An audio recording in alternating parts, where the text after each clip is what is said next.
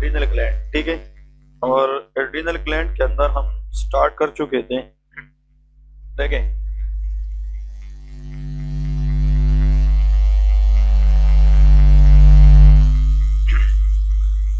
कल से हम ये पढ़ रहे थे कि एड्रीनल कार्टेक्स के कितने लेयर हैं, 3, ठीक है।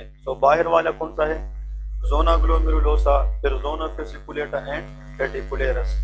तो आज हम पढ़ेंगे जोना रेटिकुलेरस के बारे में। फेसिकुलेटा और ग्लोमेरुलोसा ये हम कर चुके थे। तो today discussion is about zona रेटिकुलेरस।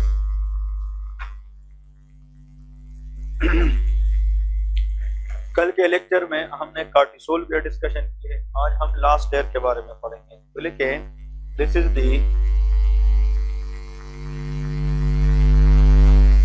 The inner layer of adrenal cortex. This is the inner layer of adrenal cortex which gives rise to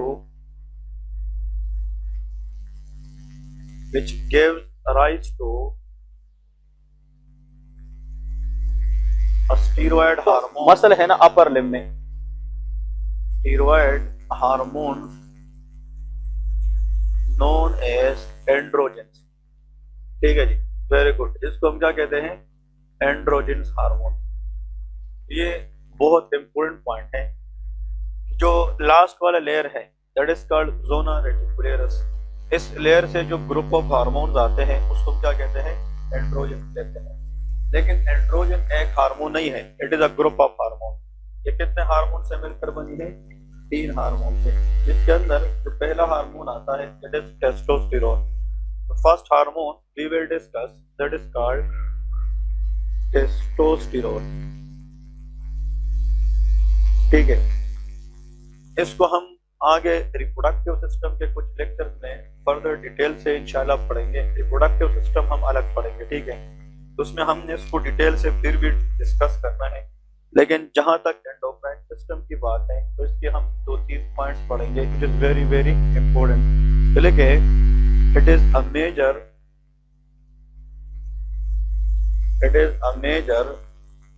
6 steroid hormone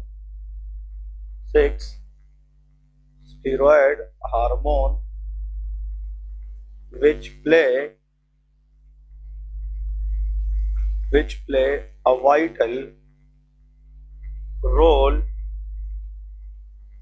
in male, ठीक है।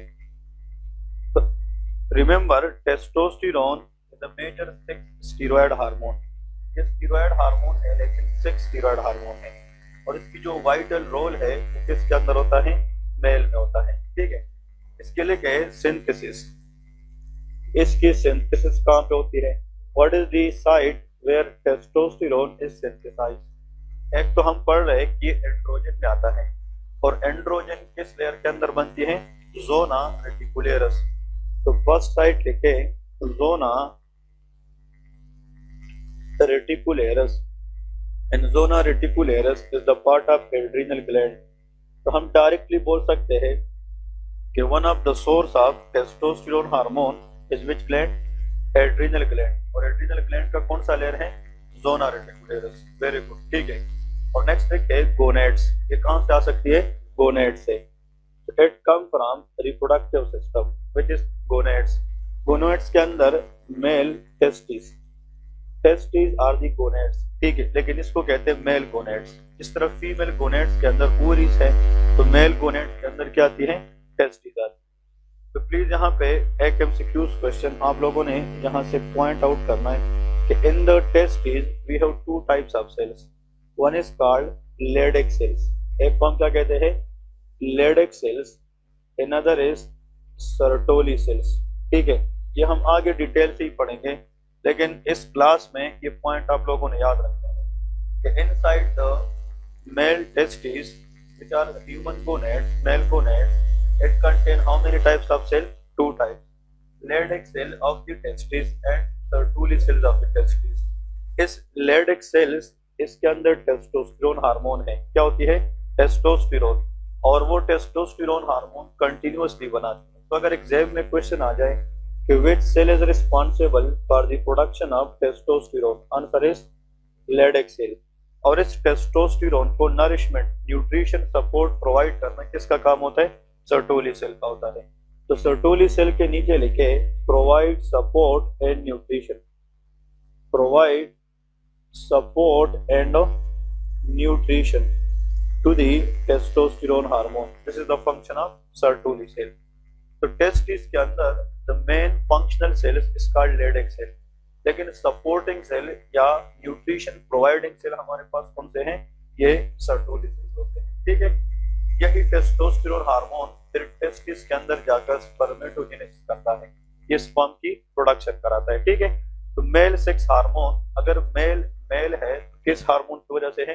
Testosterone, and this testosterone will increase the sperm production. लेकिन ये बनेगा कहां से? Answer is leydig cell से। ठीक है, तो टेस्टोस्टेरोन के सिर्फ दो सोर्स याद रखें। मेल के अंदर टेस्टोस्टेरोन आने की एक सोर्स है एड्रिनल ग्लैंड और दूसरी क्या है? टेस्टिस है। लेकिन 90% टेस्टोस्टेरोन कहां से आती है? ये टेस्टिस से आती है। ठीक है जी, तो this what all about the synthetic side of the testis. Next देखें फंक्शंस। इसकी फंक्शंस क्या है? फिजियोलॉजिकल, क्योंकि हम इसकी फिजियोलॉजी पढ़ रहे तो लिखे what are the main functions of testosterone hormone. तो लिखे function, physiological functions of testosterone hormone. Number 1, it promote protein synthesis. ये ह्यूमन के अंदर स्पेशली मेल में प्रोटीन सिंथेसिस को इंक्रीज करती है। इट प्रोमोट हाँ जी प्रोटीन सिंथेसिस। ठीक है जी, तो इसका मतलब ये है कि टेस्टोस्टेरोन हेल्प इन प्रोटियोजेनेसिस। ये किस में काम करता है? Proteogenesis. Next is it promote muscle mass, ठीक, या मास ऑफ द मसल्स। इसका मतलब ये है कि मेल की जो मसल मास है ये किस हार्मोन की वजह से है? टेस्टोस्टेरोन की वजह से है। देखिए, अगर फीमेल और मेल की हम कंपैरिजन करें तो स्किन टेक्सचर में डिफरेंस होता है। जो मेल का मसल मास है वो ज्यादा होता है, फीमेल का मसल मास कम होता है। The reason is the difference in hormone. जो मसल मास है मेल के अंदर उसको बढ़ाने के लिए टेस्टोस्टेरोन चाहिए, और जो फीमेल में मसल मास कम रहती है that is because of estrogen hormone. किस हार्मोन की वजह से? Estrogen hormone.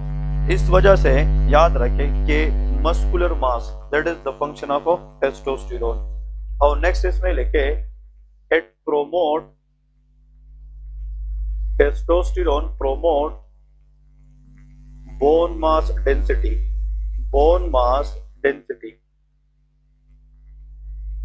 ठीक है, इसको हम कहते हैं बीएमडी। इसका मतलब ये है कि जो टेस्टोस्टेरोन हार्मोन है it can make the bone stronger. ये क्या बनाता है? बोन को स्ट्रॉन्गर बनाता है। आप लोगों को ये चीजें सामने आएगी क्लिनिकली प्रैक्टिस के अंदर। अगर एक फीमेल ओबीज है, वो फैटी है, और एक मेल है वो थिन है, और वो दोनों सेम एज के हैं, अगर उसका आप वेट कराए तो ज्यादातर वेट ज्यादा किसका होता है?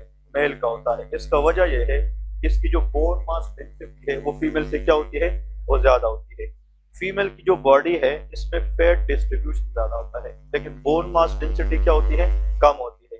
मेल की जो बोन मास डेंसिटी है ये इसलिए ज्यादा है because of the hormone testosterone hormone. ठीक है, तो टेस्टोस्टेरोन हार्मोन ये मसल मास को बढ़ाती है, ये प्रोटीन सिंथेसिस को प्रमोट करती है, और ये बोन को स्ट्रॉन्गर बनाती है by increasing bone mass density. ठीक है, नेक्स्ट देखिए help in spermatogenesis, help in spermatogenesis.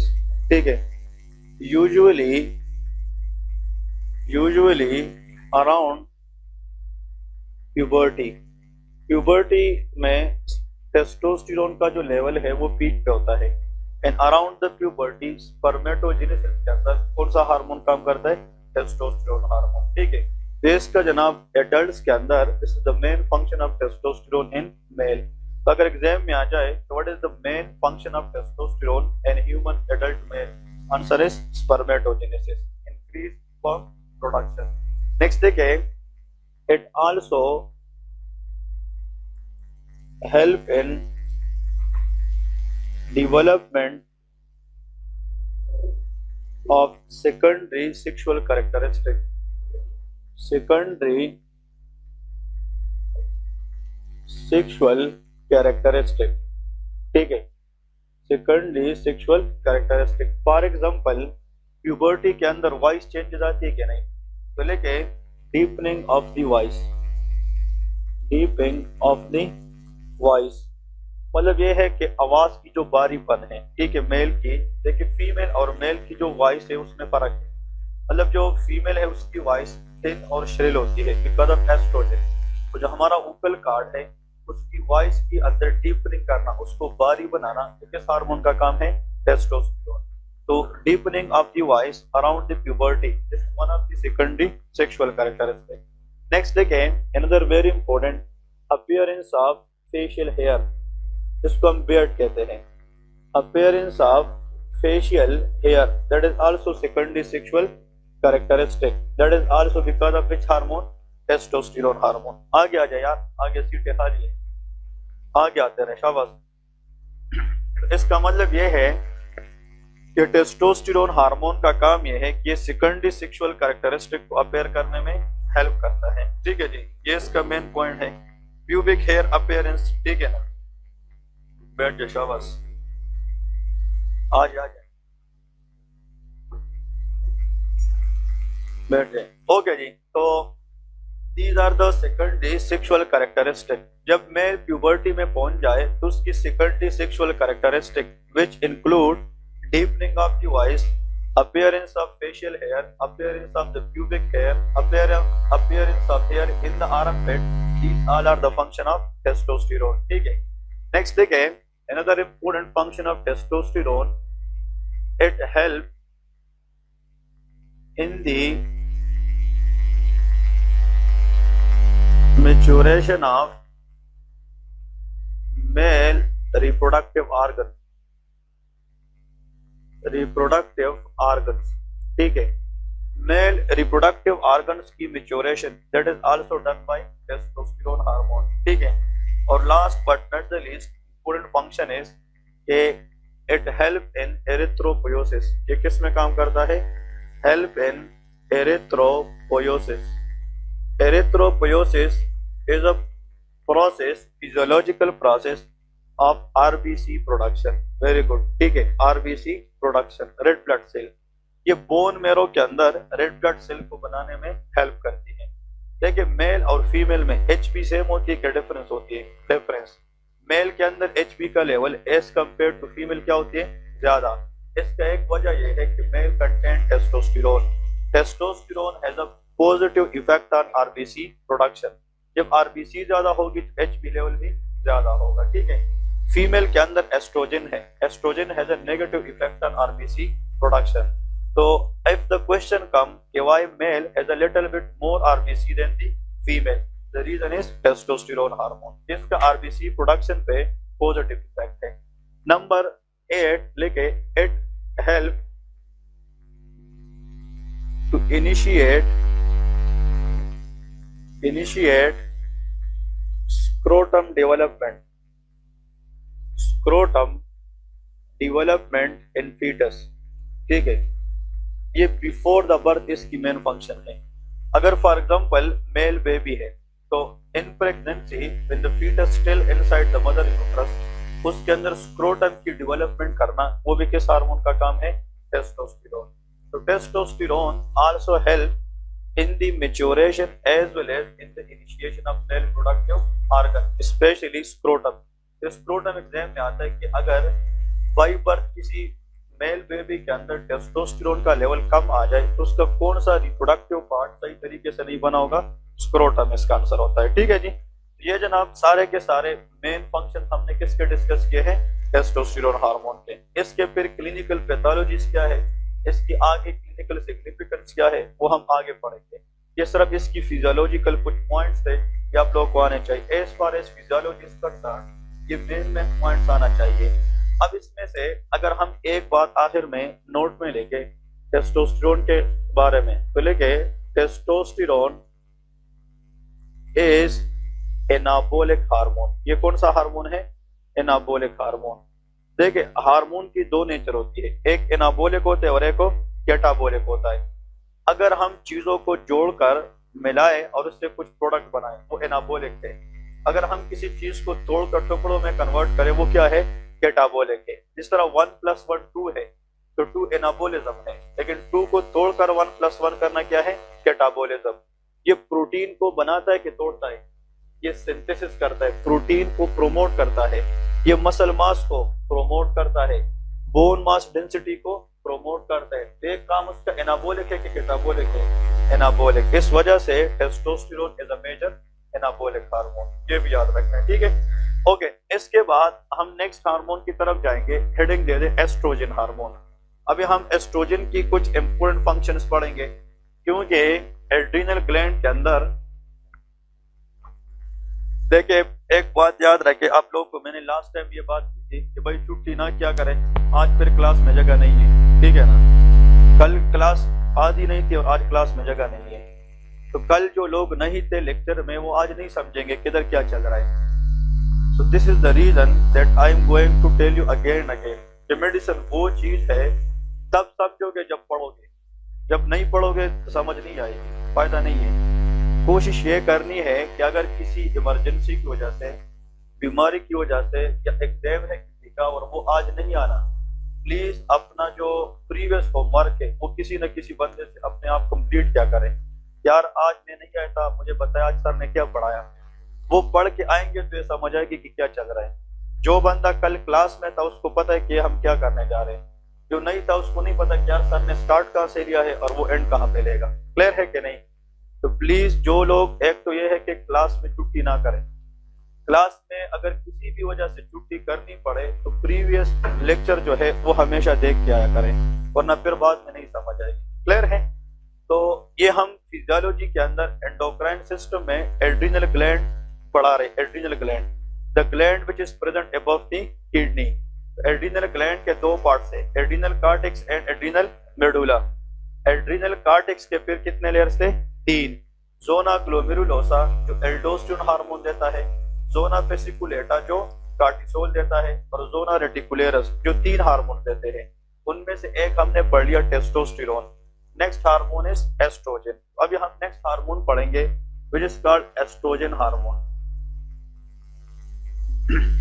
ठीक है जी, एस्ट्रोजन हार्मोन।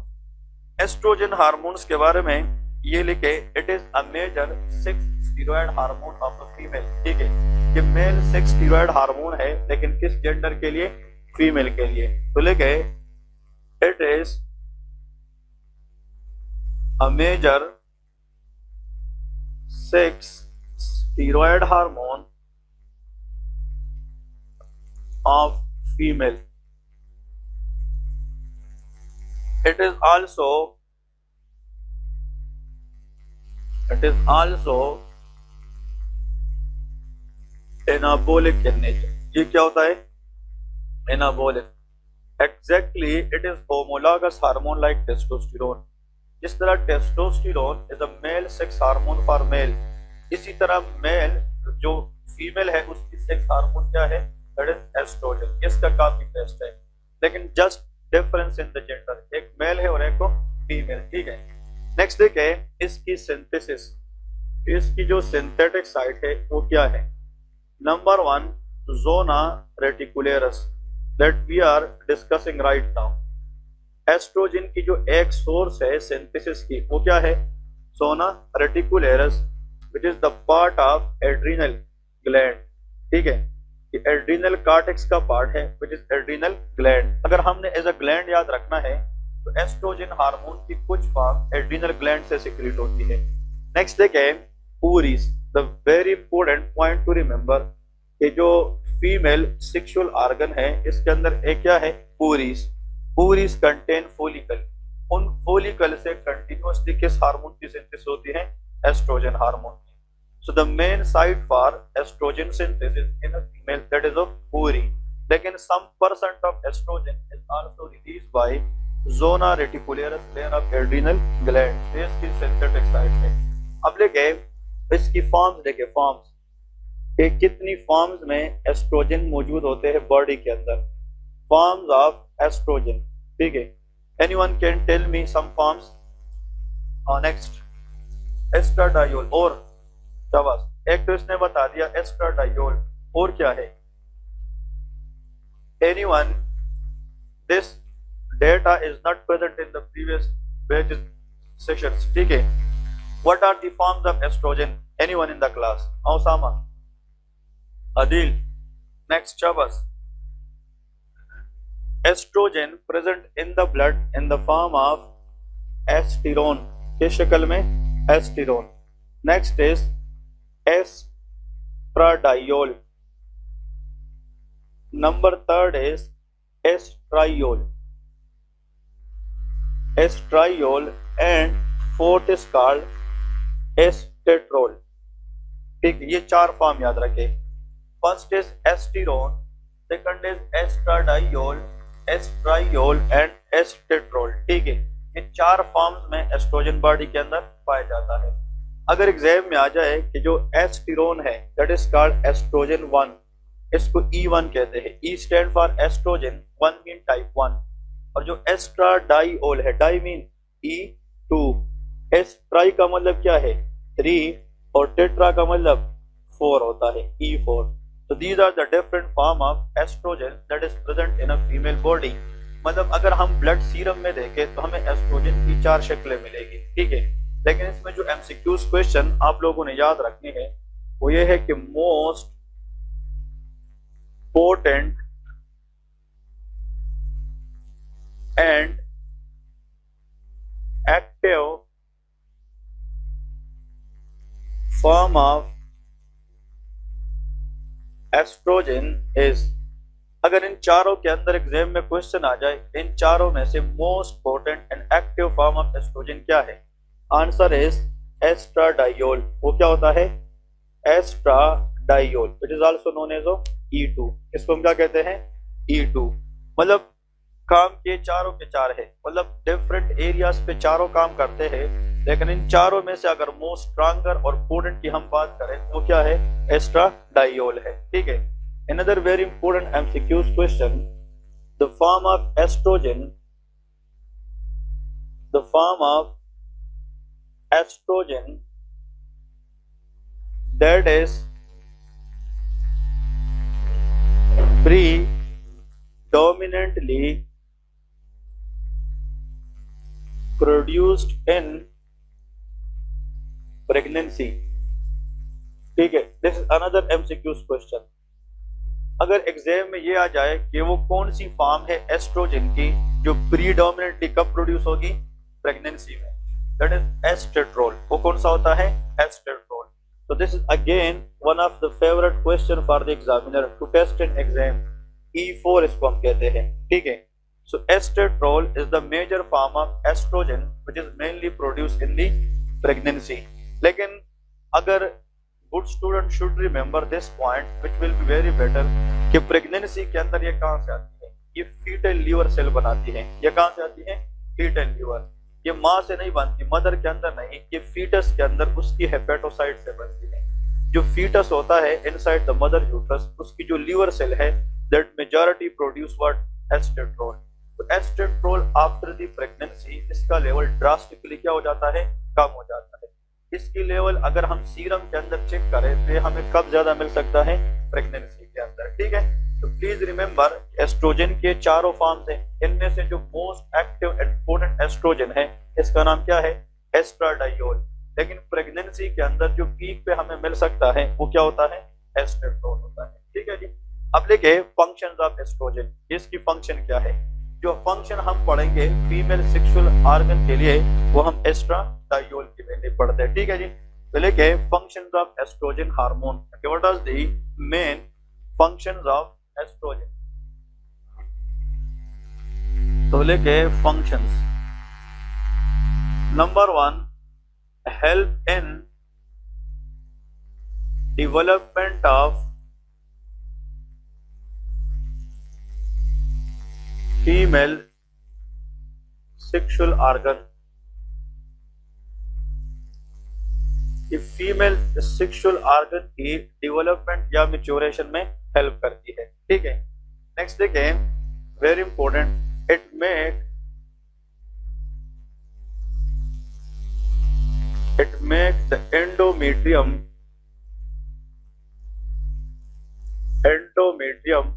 thicken. कि एंडोमेट्रियम को क्या बनाती है, थिक बनाती है। मतलब अगर फीमेल हर मंथ साइकिल में ओव्यूलेशन करे तो ओव्यूलेशन के बाद चांस है कि क्या हो, प्रेगनेंसी हो। उस प्रेगनेंसी के लिए जो यूट्रस का इनर लेयर है एंडोमेट्रियम, उसको प्रिपेयर होना चाहिए। Endometrium layer should be thick. Thick इसलिए होना चाहिए कि वो इनफ स्ट्रांग होना चाहिए कि अगर प्रेगनेंसी हो जाए ताकि वो फीटस को होल्ड कर सके। तो after ovulation each month endometrial की जो थिकनिंग है ये कौन सा हार्मोन करती है, एस्ट्रोजन करती है। तो estrogen hormone make the inner lining of the uterus thick and make it prepare for the conception या प्रेगनेंसी। ठीक है जी, ये एंडोमेट्रियल थिकनिंग कराती है। नेक्स्ट देखिए, it also help in the secondary sexual characteristic, help in appearance of secondary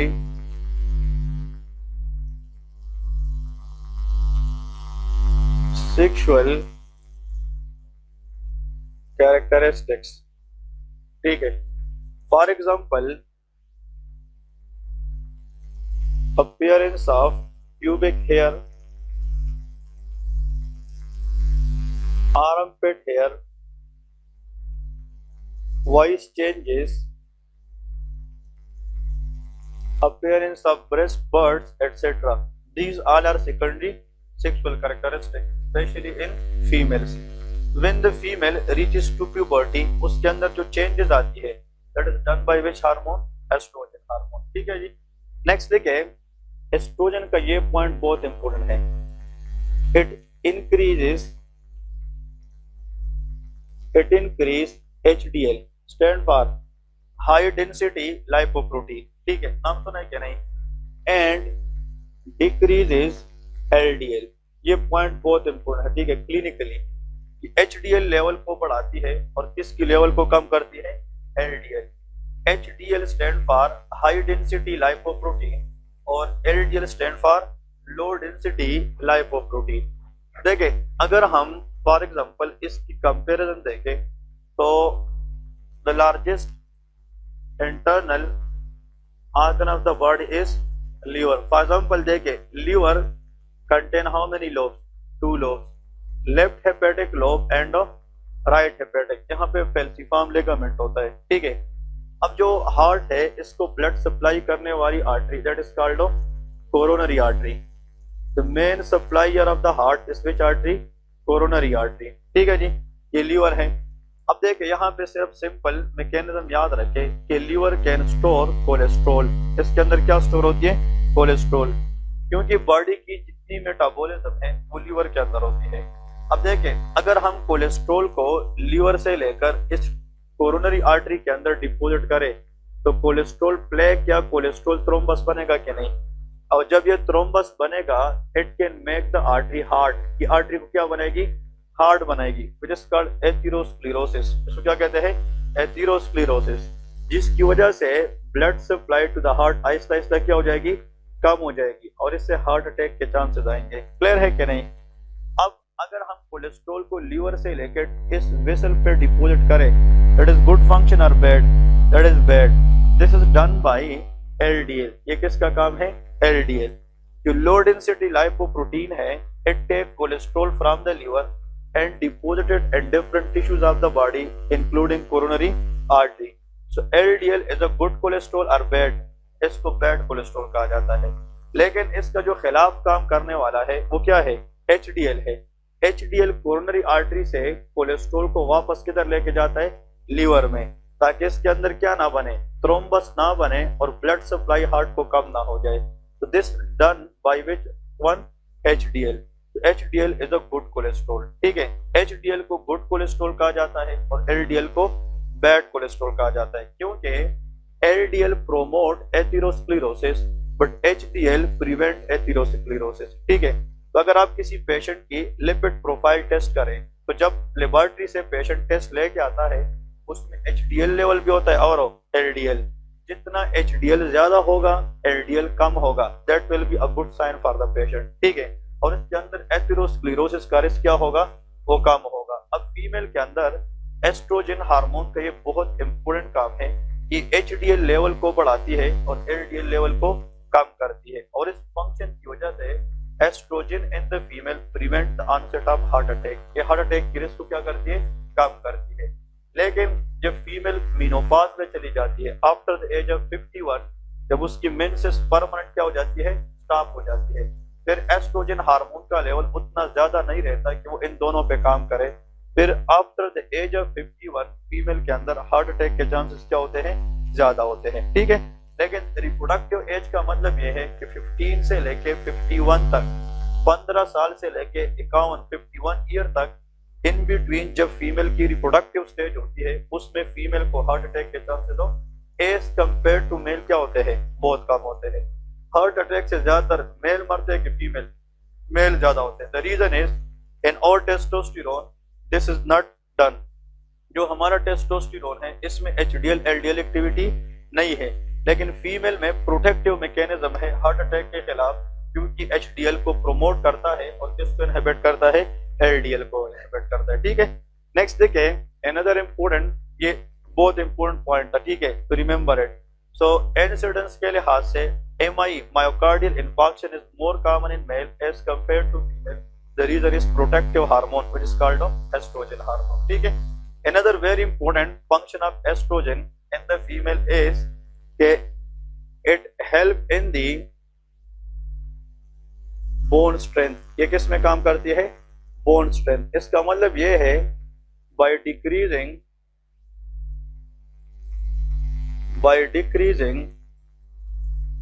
bone resorption. इसका मतलब ये है ये बोन से कैल्शियम वापस ले जाने को इनहिबिट करती है। Actually indirectly you people can say estrogen can inhibit osteoclast. ये किसको इनहिबिट करता है, ओस्टियोक्लास्ट। अगर हम ओस्टियोक्लास्ट सेल को इनहिबिट करें तो बोन की रिजॉर्प्शन क्या हो जाएगी, कम हो जाएगी, और जब बोन से हम कैल्शियम नहीं लेंगे तो बोन स्ट्रेंथ क्या होगी, वो ज्यादा होगी। इसलिए estrogen in the female can make the bone very stronger. Menopause के बाद एस्ट्रोजन का लेवल ड्रास्टिकली क्या हो जाता है, कम हो जाता है। जब वो कम हो जाएगा तो बोन की जो कैल्शियम हीमोस्टेसिस है वो डिस्टर्ब हो जाएगी। तो after the age of 51 female को जोड़ों के दर्द या बोन टेनिंग का मसला ये ज्यादा होता है कि कम, ये ज्यादा होता है due to decrease level of which hormone, estrogen. तो मेनोपॉज के बाद ओस्टियोपोरोसिस के चांसेस ज्यादा होती है। तो those female who pass menopause there is a greater tendency to cause osteoporosis. The reason is कि प्रोटेक्टिव हार्मोन की लेवल क्या हो जाती है, कम हो जाती है। That is called estrogen hormone. So what is the effect of estrogen on the bone in female? Answer is increase the strength. वो इसकी स्ट्रेंथ को क्या करती है, इंक्रीज करती है। ठीक है, next very important point of estrogen hormone is female के अंदर एस्ट्रोजन की नेक्स्ट मेन फंक्शन कौन बता सकता है। It can maintain lubrication of birth canal. ये विजाइना की लुब्रिकेशन को मेंटेन करती है एस्ट्रोजन। यहाँ पे लिखे it provide lubrication to vagina, it's mean birth canal. ये बर्थ कैनाल को लुब्रिकेशन प्रोवाइड करती है और वेजिनाइटिस या वेजाइनल टियरिंग को क्या करती है, प्रिवेंट कर देती है। तो मतलब जो एस्ट्रोजन है ये वेजाइना को लुब्रिकेशन प्रोवाइड करके उसकी क्या कराती है, टियरिंग को प्रिवेंट करती है और इसके अंदर इन्फेक्शन कॉन्सेप्ट को भी प्रिवेंट करती है। Next 7th number, it help in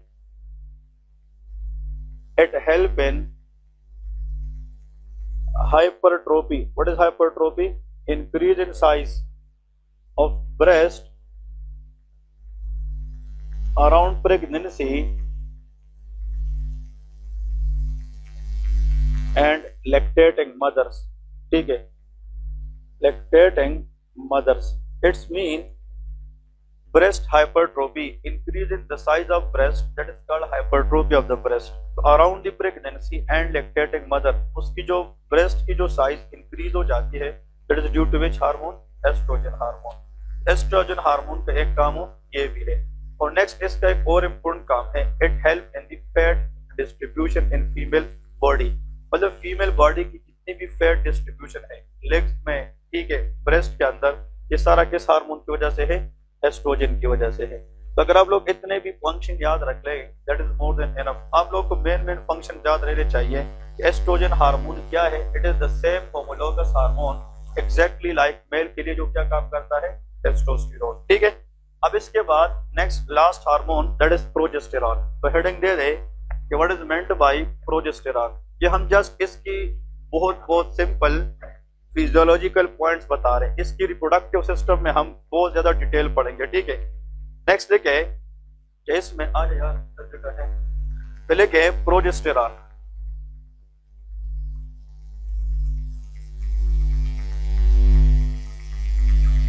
progesterone hormone लेके इट इज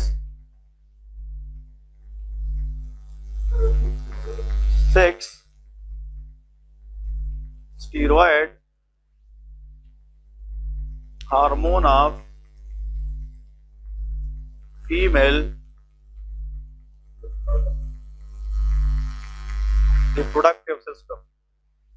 ठीक है, that is again one of the main reproductive system female sex hormone that is known as progesterone. ठीक है, प्रोजेस्टेरॉन हार्मोन की जो सिंथेसिस है दैट इज इंपॉर्टेंट वन। तो लेके इसकी सिंथेसिस कहां से हो रही है? सिंथेसिस एक तो आप लोगों को पता है जोना रेटिकुलेरस, जोना रेटिकुलेरस। ठीक है, zona reticularis that is the part of adrenal cortex and overall adrenal gland. Another very important source of progesterone hormone that is corpus luteum. ये कहाँ से आता है? Corpus luteum. So remember in our reproductive system physiology we'll discuss about corpus luteum. इसका जनाब concept क्या है, लेकिन as far as this class is concerned remember corpus luteum, very important one. The major source of progesterone hormone in each month menstrual cycle of a female that is called corpus luteum. इसके बारे में सिर्फ 2 points याद रखें। For example देखें, ये इस तरह स्ट्रक्चर है, दिस इज ओवरी। ये क्या है? ओवरी। This is ovaries. ठीक है, तो 2 ओवरीज होती है, हम सिंगल की डिस्कशन करेंगे। ठीक है, दिस इज ओवरी। इसमें छोटे छोटे फोलिकल्स होते हैं। क्या होते हैं? Follicle. And each follicle in the ovary contain ovum. इसमें क्या होती है? ओवम होती है। Now these follicle are immature. ये क्या होती है? इमेच्योर। और स्टेप वाइज ये फोलिकल क्या हो जाती है? मेच्योर हो जाती है under the effect of follicle stimulating hormone which is called FSH. Female के अंदर ओवरीज में जो फोलिकल्स होती है they mature by the help of which hormone? FSH. और जब इन सब में से एक मेच्योर हो जाता है तो ये कुछ यूं इस तरह शेप अटेंड कर लेता है। This is the mature form of follicle. ये हर मंथ होता है। ठीक है, फोलिकल तो ओवरी में ज्यादा है, लेकिन उन सब में से हर मंथ कितने फोलिकल मेच्योर होता है? 1। ठीक है, और इसके अंदर ये क्या पड़ा होता है? ओवम। ठीक है, this is the mature form of follicle which is called Graafian follicle. इसका नाम क्या है? Graafian follicle. यहाँ पे प्राइमोडियल फोलिकल, फिर प्राइमरी फोलिकल, सेकेंडरी फोलिकल, और जब सेकेंडरी फोलिकल मेच्योर हो जाए तो उसका नाम क्या बन जाता है? Graafian follicle. This Graafian follicle contain mature ovum. On the day 14 of each month in female, there is a release of LH hormone, which is called luteinizing hormone. ये luteinizing hormone किस फोलिकल पे काम करता है? Graafian follicle. और ये Graafian follicle को rupture करके यहाँ से क्या निकालता है? Ovum. The release of ovum due to the effect of LH hormone from which structure? Graafian follicle is called ovulation. इसको हम क्या कहते हैं? ओव्यूलेशन कहते हैं। अब इस ओवम के साथ स्पर्म मीट करने के चांसेस है, और जब ओवम रिलीज हो जाए तो फीमेल रिप्रोडक्टिव ट्रैक के अंदर it can survive up to 48 hour. ये कितने घंटे तक रह सकती है? 48 आवर। जब ये रिलीज हो जाए, रिलीज, ये बहुत इंपॉर्टेंट पॉइंट है कि व्हेन ओवम इज रिलीज उसकी जो पावरफुल एनर्जेटिक लाइफ है वो 24 आवर होती है। लेकिन फिर भी अगर ये स्पर्म को मिल जाए विद इन 48 आवर तो इट कैन गेट प्रेगनेंसी। मतलब ये है कि ये फर्टिलाइज हो सकती है। लेकिन अब क्वेश्चन ये है, अगर एक फीमेल है वो कह रही है कि जनाब इसकी साइकिल कितनी डेज की है? 28, तो उसकी ये ओव्यूलेशन किस दिन पे होती है? ये इसका हाफ होता है। किस दिन पे होती है? 14 डे पे।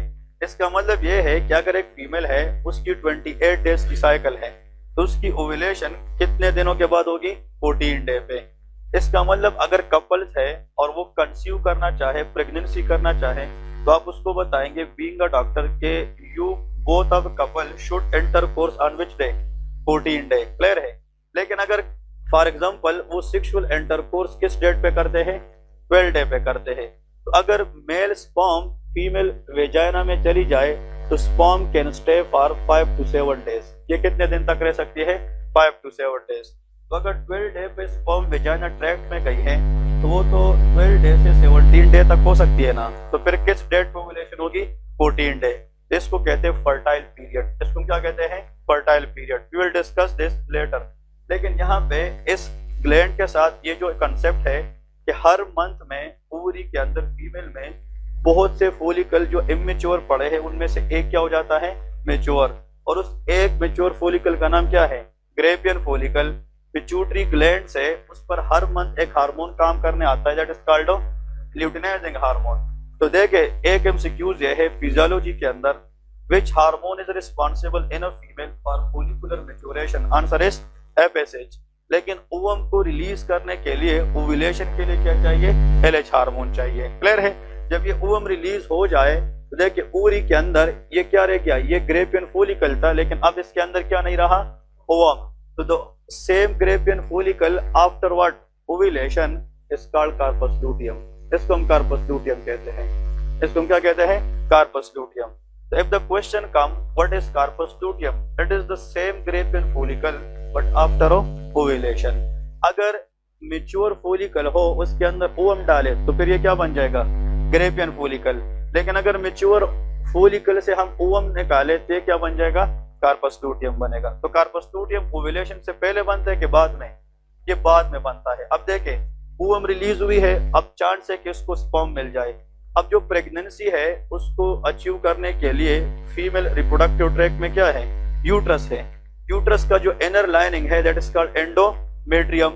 एंडोमेट्रियम को प्रिपेयर करना, एंडोमेट्रियम के अंदर ब्लड सप्लाई को ज्यादा करना, that is the function of which hormone, progesterone. Endometrium को थिक बनाना ये किसका काम था, एस्ट्रोजन। लेकिन इस एंडोमेट्रियम को ब्लड सप्लाई प्रोवाइड करना ये किसका काम है, प्रोजेस्टेरॉन है। अब देखिए ये जो कार्पस लूटियम बन गया, कार्पस लूटियम ये क्या प्रोड्यूस करना शुरू करेगा, प्रोजेस्टेरॉन। और ये प्रोजेस्टेरॉन जाकर एंडोमेट्रियम की क्या करेगा, प्रिपरेशन करेगा। ऐसा ना हो कि इस ओवम को स्पर्म मिले और वो फीटस को फिर होल्ड ना कर सके। क्लियर है कि नहीं। यहाँ पे लिखे नंबर इसकी फंक्शन में सबसे इंपोर्टेंट, ये समझ गए कि नहीं। और जब प्रेगनेंसी हो जाए, देखे When pregnancy is achieved, तो फिर यहाँ पे यूट्रस के अंदर फीटस ग्रो करेगा। तो फीटस और मदर के दरमियान एक कनेक्शन बनेगा जिसका नाम क्या है, प्लेसेंटा। वो प्लेसेंटा बाद में प्रेगनेंसी के अंदर क्या प्रोड्यूस करता रहेगा, प्रोजेस्टेरॉन। तो प्रोजेस्टेरॉन का थर्ड सोर्स लेके प्लेसेंटा इन प्रेगनेंसी, ये भी याद रखे, ठीक है। Progesterone also come from placenta in pregnancy. तो ये भी इंपोर्टेंट है क्योंकि ये जो कार्पस लूटियम है ये 2 से 3 हफ्ते के बाद डीजेनरेट हो जाता है। देखिए जब तक प्लेसेंटा नहीं बना होता प्रेगनेंसी के अंदर, the major source of progesterone will be corpus luteum. लेकिन एक दफा जब प्लेसेंटा आ जाए, माँ और बच्चे के दरमियान कनेक्शन बन जाए, तो फिर उससे प्रोजेस्टेरॉन बनना शुरू हो जाएगा और कार्पस लूटियम खत्म हो जाती है। क्लियर है। तो एमसीक्यू सुन ले, what is the major source of progesterone early in the pregnancy, answer is corpus luteum. But major source of progesterone late in the pregnancy, answer is placenta। ये बहुत इंपॉर्टेंट सिक्योर है, ठीक है जी। अब लेके functions, what are the main functions of progesterone? Progesterone hormone की जो main function है, number 1, it prepare endometrium for the pregnancy। it prepare endometrium, endo mean inside, metrium mean uterus। Uterus का जो इनर वाला लेयर है उसका नाम क्या है, endometrium.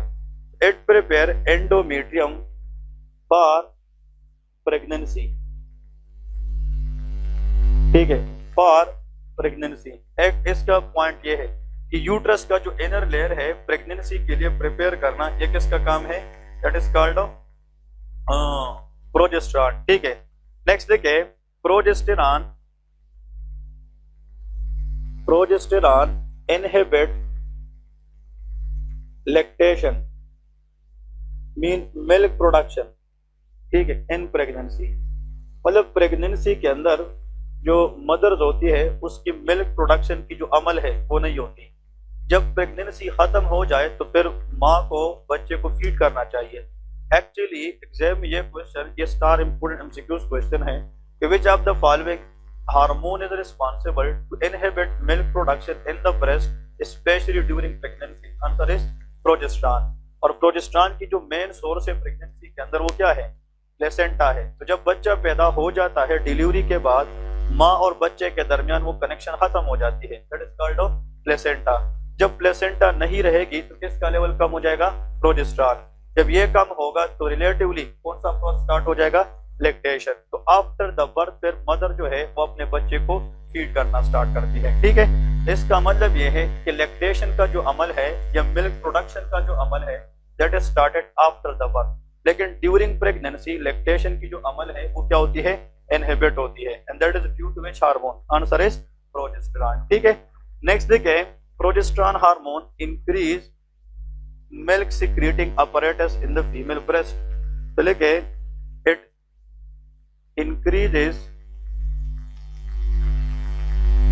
milk secreting glands and lobules in female breast। देखिए इसका एक काम यह है, ये मिल्क बनाने के लिए जो अपरेटस है उसकी लेवल को क्या करता है? इंक्रीज करता है। और जितना लोब्यूल्स और ग्लैंड ज्यादा हो जाए ओवरऑल ब्रेस्ट साइज क्या हो जाएगी? वो बढ़ जाएगी। तो ब्रेस्ट साइज की हाइपरट्रोफी ये एस्ट्रोजन कराती है, लेकिन ब्रेस्ट के अंदर मिल्क सिक्रीटिंग अपरेटस को बढ़ाना ये किसका काम है? प्रोजेस्टेरॉन का काम है। ठीक है, ये प्रिपेयर करता है हर जगह पे मिल्क प्रोडक्शन के लिए प्रिपरेशन करता है, प्रेगनेंसी को अचीव करने के लिए यूट्रस की लाइनिंग को प्रिपेयर करता है। एक्चुअली इसलिए this progesterone is P for pregnancy maintaining hormone. जिस फीमेल के अंदर प्रोजेस्टेरॉन की लेवल सही नहीं हो, उस फीमेल अगर वो कंसीव भी करे, कंसीव का मतलब प्रेगनेंसी है, अगर वो प्रेग्नेंट हो भी जाए तो उसकी प्रेगनेंसी 9 मंथ तो नहीं चलती। तो which hormone deficiency can cause abortions? Answer is progesterone. जिस फीमेल के अंदर, बहुत सी फीमेल आती है वो कहती है कि उसको प्रेगनेंसी हो जाती है लेकिन 1 महीने 2 महीने के बाद उससे फीटल लॉस हो जाता है, मतलब उसका जो बच्चा है वो जाया हो जाता है। तो रिकरेंट एबॉर्शन की एक काज है उस फीमेल के अंदर कौन सी हार्मोन की डेफिशिएंसी है? प्रोजेस्टेरॉन हार्मोन की है। क्योंकि बच्चे की और माँ के दरमियान जो प्लेसेंटा है उसकी जो कनेक्शन मेंटेन करना भी है, ये भी किस हार्मोन का काम है? प्रोजेस्टेरॉन हार्मोन का काम है। ठीक है, वेरी इंपॉर्टेंट फंक्शन अब ये बताने लगा। देखे इसका एक मेन फंक्शन ये है कि it decreases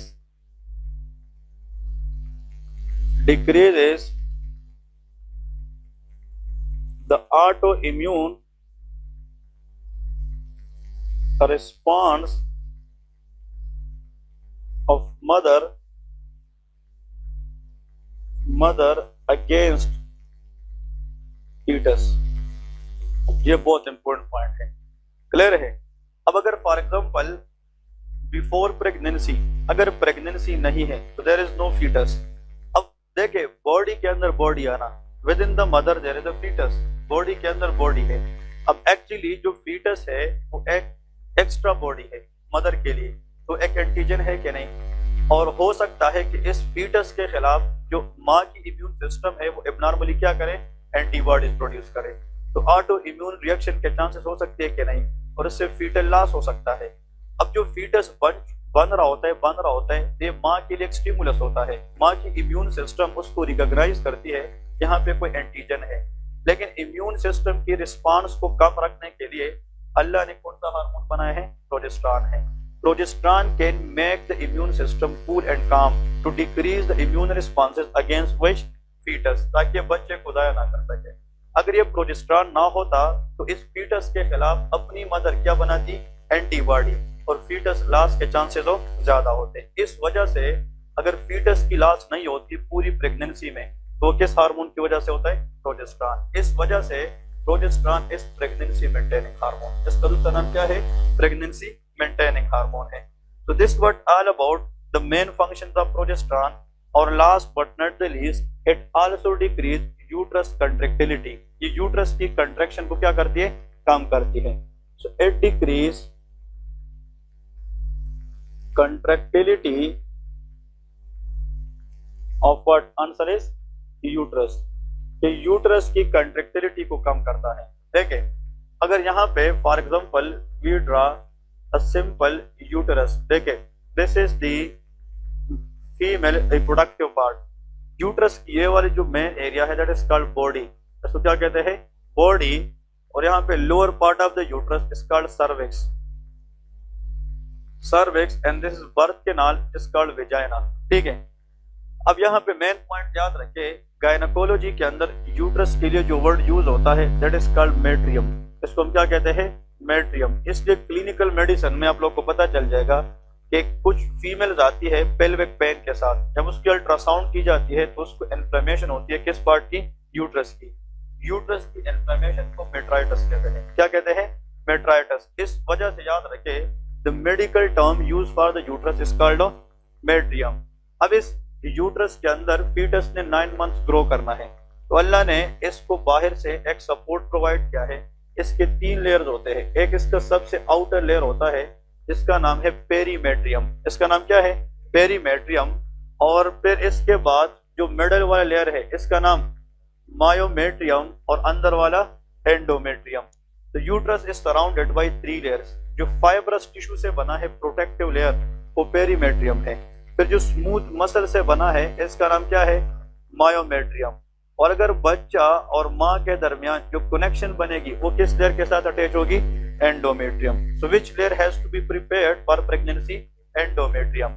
अब इधर देखें, अगर फॉर एग्जांपल पहले 3 महीने 9 मंथ प्रेगनेंसी होती है, पहले 3 महीने फर्स्ट ट्राइमेस्टर होता है। क्या होता है? First trimester. अगर फॉर एग्जांपल अब प्रेगनेंसी हुई है और इसके पहले 2 वीक्स या आप लोग 2 मंथ्स ले रहे, ये दोनों फर्स्ट ट्राइमेस्टर है, उसमें फीटस के कुछ न कुछ टिश्यूज बने हैं। अब फीमेल की जो यूट्रस है वो चाहती है कि वो कंट्रैक्ट करें। अगर यहाँ से हम यूट्रस को कंट्रैक्ट करें तो इस फीटस लॉस के चांसेस हो सकते हैं कि नहीं? तो प्रेगनेंसी के अर्ली डेज के अंदर यूट्रस की कंट्रैक्शन हो नहीं चाहिए, अदरवाइज फीटल लॉस के चांसेस हो ज्यादा होते हैं। तो प्रेगनेंसी के अंदर अर्ली डेज में जब प्लेसेंटा बनती है तो उससे जो मेजर हार्मोन आता है उसका नाम क्या है? प्रोजेस्टेरॉन। और अर्ली डेज ऑफ प्रेगनेंसी के अंदर progesterone decrease contractility of uterus, ताकि यूट्रस को रिलैक्स रहे। और जितना यूट्रस रिलैक्स रहेगा उतना फीटल लॉस के चांसेस तो कम होंगे। इस वजह से भी this progesterone is preventive hormone against abortion. ये किसको प्रिवेंट करता है? एबॉर्शन को प्रिवेंट कर देता है। क्लियर है कि नहीं? अगर कोई भी बच्चा पैदा हो जाए before the 4 months of pregnancy, ऐसी फॉर एग्जांपल अगर एक मदर है उसकी प्रेगनेंसी हो चुकी है लेकिन उससे जनाब फीटस लॉस हो जाए और उसके अभी तक कितने महीने पूरे नहीं हुए? 4 महीने से पहले पहले अगर बच्चे की लॉस हो जाती है दैट इज कॉल्ड एबॉर्शन। तो हम क्या कहते हैं? एबॉर्शन कहते हैं। जब बच्चा पैदा हो जाए तो उसका बाय बर्थ वेट कितना होना चाहिए? एनीवन? हाँ,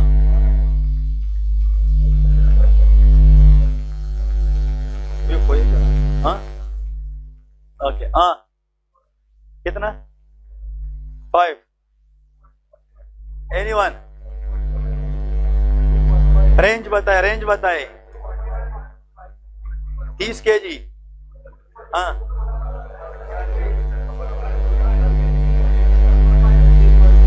लास्ट वाले, हाँ लास्ट वाले, शाबाश। 2.5, 3.5। हाँ, आप बताए कितना केजी में कितना होगा?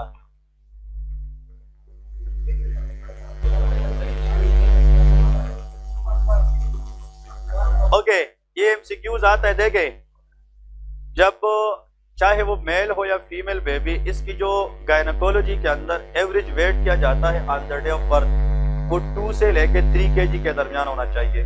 2 से 3, इसका एवरेज बनता है 2.5। कितना बनता है?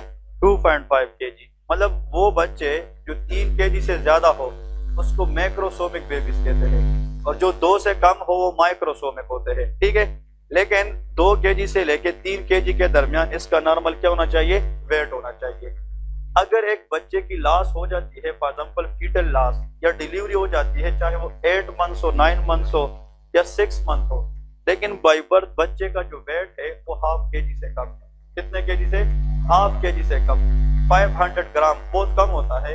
any baby who's delivered by mother and his or her weight on the day of birth is less than half kg, again it will be referred as abortion. इसको भी क्या कहते हैं? abortion. और हाफ kg से कम बच्चे का मतलब यह है कि इसकी जितनी भी ऑर्गन है वो प्रॉपर्ली डेवलप हो नहीं हुई है. Can that baby survive? No, वो सर्वाइव नहीं करेगा. तो दो डेफिनेशन याद रखें, या तो बच्चे की लाश 4 मंथ से पहले हो जाए या किसी भी एज में हो जाए, लेकिन इसमें बच्चे की वेट जो है वो हाफ kg से कम होना चाहिए. इन दोनों को हम क्या कहते हैं? एबॉर्शन कहते हैं. तो अगर 2 वीक्स में या 2 मंथ्स के अंदर यूट्रस कंट्रैक्ट करके बच्चे को डिलीवर करे, ये तो बहुत कम वेट का होगा. एबॉर्शन के चांसेस है कि नहीं? इसलिए हमें यूट्रस को कंट्रैक्ट नहीं करना चाहिए. और नेचुरल यूट्रस की कंट्रैक्शन को इनहिबिट करना किसका काम है? प्रोजेस्टेरॉन का काम है. क्लियर है? तो देखें, अर्ली प्रेगनेंसी में यूट्रस की कंट्रैक्शन को कम रखना और मदर की इम्यून रिस्पॉन्सेस को अगेंस्ट फीटस वो भी इनहिबिट करना, this all are the function of progesterone hormone. इसलिए इसको हम प्रेगनेंसी मेंटेनिंग हार्मोन भी कहते हैं. क्लियर है? और नेक्स्ट पॉइंट याद रखें कि जब प्रेगनेंसी के जनाब टाइम हो जाए 9 months, that is ideal time for delivery. इसमें जो फीटस है वो इतना बड़ा होता है कि वो अभी सरवाइव कर सकेगा एनवायरनमेंट के अंदर, तो उसको फिर डिलीवर करना है. तो फिर यूट्रस की क्या चाहिए? Contraction that is initiated by oxytocin hormone. वो कौन सा हार्मोन है? Oxytocin, which come from posterior pituitary gland. ठीक है, ये एड्रिनल कॉर्टेक्स के बारे में मेन पॉइंट्स थे. And that is done, we almost done with androgens. तो कितने हार्मोन्स पढ़ लिए इसमें? 3, testosterone, progesterone and oestrogen hormone. इसके बाद the next very important half that is adrenal medulla. बहुत कम है. हाँ,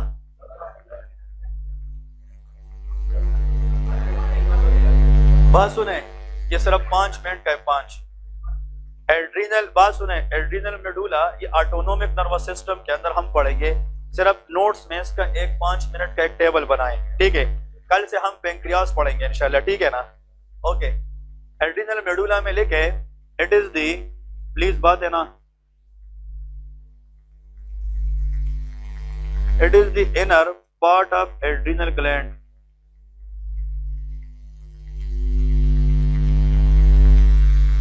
Adrenal gland. ठीक है. नेक्स्ट देखें, it is derived from neural crest cell. कहां से आता है? Neural crest cell, NCC. और neural crest cell are the specialised ectoderm cell. ये कहां से आते हैं? एक्टोडर्म. जब एम्ब्रियो बनती है there are 3 layers formation, ectoderm, mesoderm and endoderm. The neural crest cell is a type of ectodermal cell. Next point लेके, it contain sympathetic innervation. Adrenal medulla को कौन सा सिस्टम इनर्वेट करता है? sympathetic innervation and specialized cell known as chromaffin cells.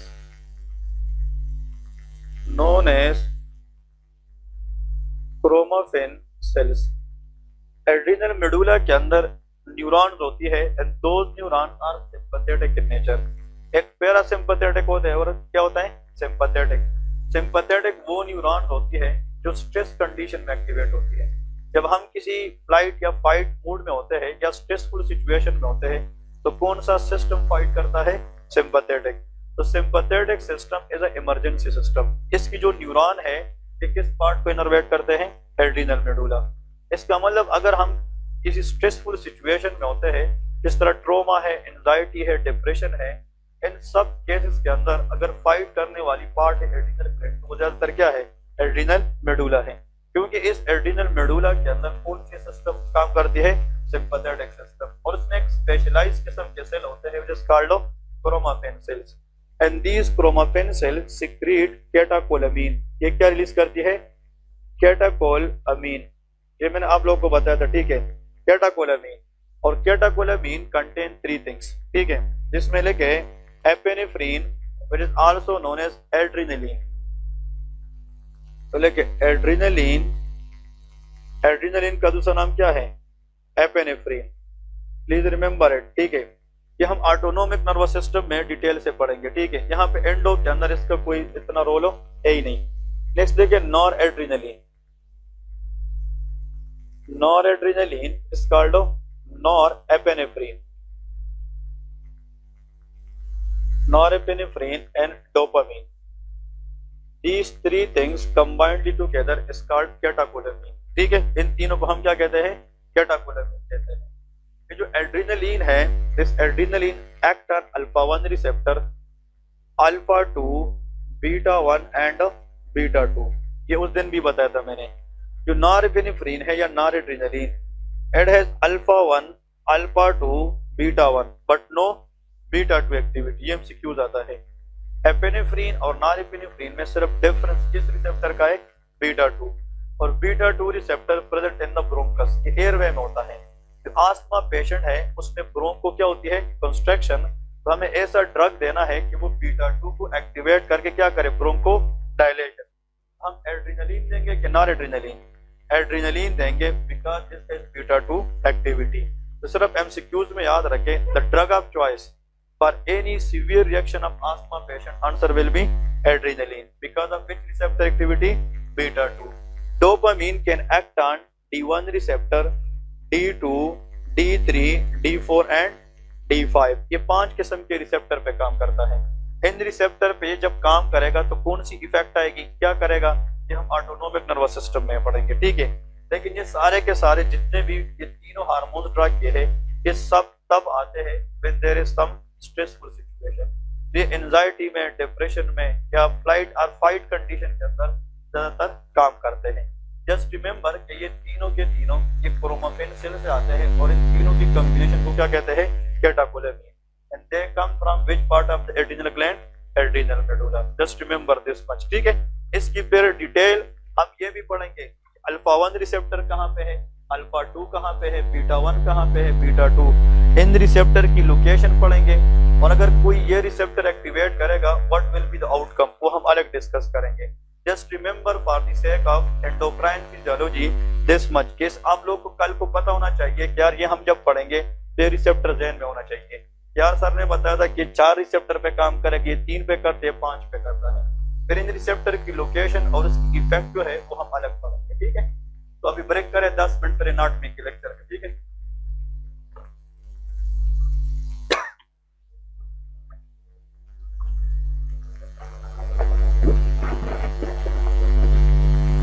गट्टा खुश होगा ना भैया, जैसे रकम दे वेले कपूर नो चक्कर हुआ है।